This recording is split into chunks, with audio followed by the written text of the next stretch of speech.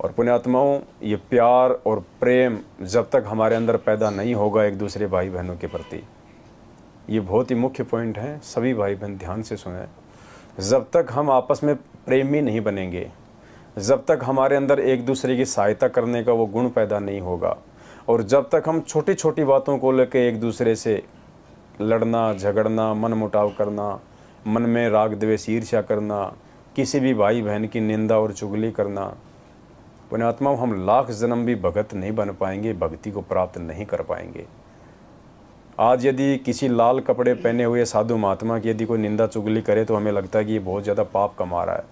और ये भगत भाई बहन जो साध संगत से जुड़े हुए हैं, ये तो लाल कपड़े तो छोड़िए, दुर्वासा ऋषि, श्री कृष्ण जी के गुरु, वशिष्ठ ऋषि, रामचंद्र जी के गुरु, उनसे भी बढ़ चढ़ के हैं ये आत्माएं, क्योंकि ये योगी हैं असली, जो परमात्मा ने अपनी शरण में लेके हमें भक्ति दे दी, हमारे को परमेश्वर ने साध संगति से जोड़ दिया।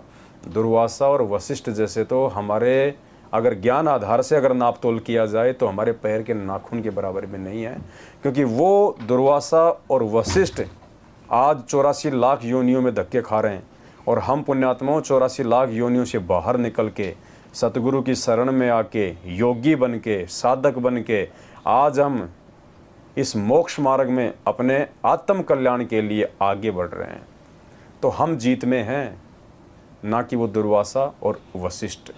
तो ऐसी आत्माओं की यदि कोई निंदा चुगली करेगा, ऐसी आत्माओं से यदि कोई मनमुटाव रखेगा, ऐसी आत्माओं का यदि कोई बहिष्कार करेगा, व्यर्थ में, फालतू में, बिना सोचे समझे, निराधार तरीके से, उस निकम्मी आत्मा को सतगुरु रामपाल जी भगवान, ये कबीर परमेश्वर कभी ज़िंदगी में माफ़ नहीं करेंगे।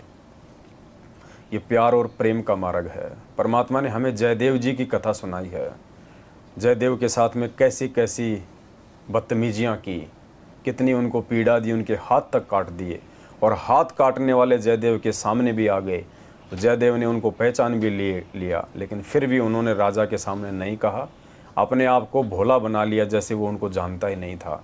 क्या पुण्यात्माओं, इतनी समझ, इतनी आधीनता और इतनी दया क्या हमारे अंदर है? अगर नहीं है तो हम जिंदगी में सतलोक का मुख नहीं देख सकते। तो आज मौका है हमारे पास में ये सारे गुण भक्ति के अपने अंदर पैदा करने का। भगवान ने मौका दे दिया हमारे को, और ये पहल हमने स्वयं करनी पड़ेगी।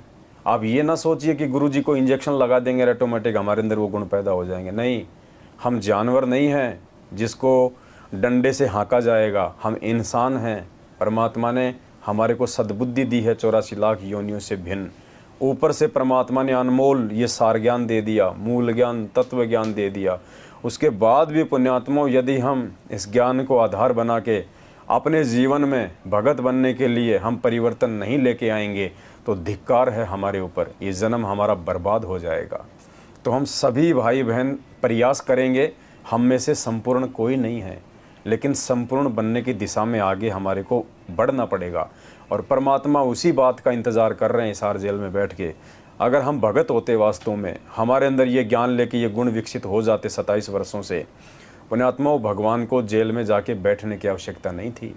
आज 7 साल से परमात्मा को जेल में वो कष्ट उठाने की आवश्यकता नहीं थी। हमारे गुरुदेव के दुखों का कारण हम भगत हैं, हम भगत, वरना परमात्मा पे कोई कर्म लागू नहीं होता। हमारे लिए, हम नीचों के लिए, हम नीचों की आंखें खोलने के लिए कि मेरे रहते सहते ये मुझे नहीं पहचान पाए, अपने आप में परिवर्तन नहीं कर पाए, हो सकता है मेरे से दूर होके इनको थोड़ा सा झटका लगे और ये भगत बनने की दिशा में आगे बढ़ें, लेकिन हम तो उल्टा पीछे की तरफ जा रहे हैं।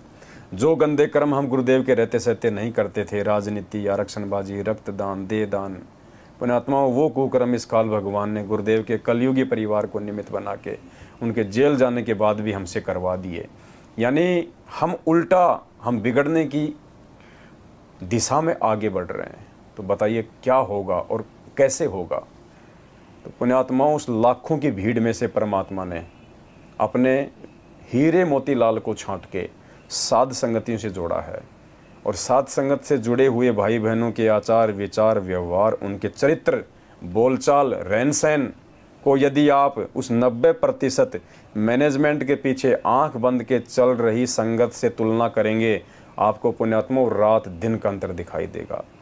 हम अपने गुरुदेव की तरह मार खाने में विश्वास करते हैं, मारते नहीं हैं। हम अपने गुरुदेव की तरह ठगाने में विश्वास करते हैं, ठगते नहीं हैं। परमात्मा कहते हैं आवत गाड़ी एक है उल्टा हो अनेक, कहे कबीर ना उल्टियो रहे एक ही एक। परमात्मा ने पांडवों का जिक्र किया और मालिक ने भीम का जिक्र किया। जब वो अपना यज्ञ सफल करवाने के लिए सुदर्शन सुपच की झोपड़ी पे गए और भीम ने उनसे आग्रह किया कि हम पांचों भाई मिलके एक अश्वमेध यज्ञ कर रहे हैं, आप हमारे यज्ञ में शामिल हो, भोजन पाओ। तो सुपच ने कहा कि भाई तुम्हारे ऊपर तो 3 लोग का भार है, लाखों करोड़ों लोग तुमने मरवा रखे हैं भाई बंटवारे के लिए, तुम्हारा अन्न खा के मुझे नरक में नहीं जाना। हाँ, एक शर्त पे मैं आ सकता हूँ तुम्हारा भोजन खाने, जो तुम अश्वमेध यज्ञ कर रहे हो ऐसी 100 यज्ञ पहले मुझे समर्पित करो, मुझे दान करो। तो भीम ने कहा कि हमारी तो पहली यज्ञ है, तेरे को 100 कहाँ से कर दें। तो उन्होंने कहा कि फिर मैं तुम्हारा पाप का अन्न नहीं खा सकता। तो भीम काफ़ी गुस्सा हो गया, महात्मा जी से उल्टी सीधी बातें करने लगा। आके उन्होंने श्री कृष्ण जी से ये बातें बताई। तो श्री कृष्ण ने कहा, मतलब पूज्य गुरुदेव जी ने अपने शब्दों में कहा कि भीम ये भगत के लक्षण नहीं होते हैं। गुरुदेव ने कहा कि भीम जो है मोटी बुद्धि का था, ये संत और भक्तों के लक्षण नहीं होते किसी को उल्टा सीधा बोलना, किसी को गाली गलौज करना, किसी को मारने काटने की धमकी देना। तो परमात्मा ने भीम को क्या कहा, मोटी बुद्धि का। और पुण्यात्माओं, हम सतगुरु रामपाल जी भगवान की शरण में आके और हमारे सत्सेवक भाई बहनों के साथ हम भगत होके मारपीट कर रहे हैं, गाली गलौज कर रहे हैं। पुण्यात्माओं, परमात्मा हमें कौन सी संज्ञा मिलेगा जब भीम को, जिसने खाली 2 वचन ही बोले थे, उसको उल्टे गाली भी नहीं दी थी, खाली इतना ही कहा था कि मुझे श्री कृष्ण जी की शर्म है और मेरे बड़े भाई की शर्म है, नहीं तो मैं तेरा चूरमा बना देता आज यहाँ पे। सिर्फ इतना ही कहा था। और परमात्मा ने उसके बदले में भीम को मोटी बुद्धि का कहा कि ये संत और भक्तों के लक्षण नहीं होते हैं, वो नरक में जाता है ऐसी आत्मा। तो पुण्यात्माओं, ये तो परमात्मा की शरण में आने के बाद और फिर अपने सत्सेवक भाई बहनों को हमारे साथ में मारपीट करते हैं, माँ बहन की गालियाँ निकालते हैं। हम उसी परमात्मा के सत्संग करते हैं और उन सत्संगों में बाधा उत्पन्न करते हैं। उसी परमात्मा को हम भोग लगाते हैं जिसको आने वाले दिनों में पूरी दुनिया भोग लगाएगी। उसी परमात्मा को भोग लगाने से हमारे को डराया जाता है, धमकाया जाता है, मना किया जाता है। ये कौन सी योनि में जाएंगे पुण्यात्माओं, ये विचार करने की बातें हैं। और ऐसे लोगों के पीछे लग के आप भाई बहन कहाँ जाओगे, ये आप लोगों ने स्वयं विचार करना होगा। तो आज हम कुछ विशेष बातों के ऊपर सतगुरु रामपाल जी भगवान के आशीर्वाद से हम चर्चा करेंगे। सभी भाई बहनों ने ध्यान से सुनना है, क्योंकि धीरे धीरे हमने अपने आध्यात्मिक जीवन में, हमने अपने सामाजिक जीवन में परिवर्तन लेके आना ही पड़ेगा। यदि हम परिवर्तन नहीं लेके आए पुण्यात्माओं, हमारा जो मेहनत है ये, जब से हम सतगुरु की शरण में आए हैं, और ये मानव जन्म हमारे दोनों बर्बाद हो जाएंगे। जैसे व्यक्ति का जन्म होता है, बचपन से स्कूल जाता है, टीचर की मार खाता है, कितना दिमाग पचाता है, फिर नौकरी के लिए भटकता है, भरमता है, फिर वो परिवार वाला हो जाता है, फिर रोजी रोटी के लिए कितना दुखी होता है। और उस जन्म में यदि उसने मोक्ष प्राप्त नहीं किया, अगला जन्म यदि फिर उसको मानव का मिल गया, तो फिर वही झंझट शुरू, वही पढ़ाई, वही लिखाई, वही मारपीट, वही परिवार के लूण मिर्च। तो पुण्यात्मा, इसी प्रकार यदि इस जन्म में यदि हमने परमात्मा को प्राप्त नहीं किया, थोड़ी मेहनत करके अपने आप को भगत बना के, तो पुण्यात्मा फिर 84 लाख योनियाँ, और फिर कभी यदि हमारा सूत बैठा, मानव जन्म प्राप्त हुआ और भगवान ने शरण में लिया, तो जो पढ़ाई परमात्मा ने आज हमारे को पढ़ा दी, इस पढ़ाई को पुण्यात्मा हमने फिर से पढ़ना पड़ेगा।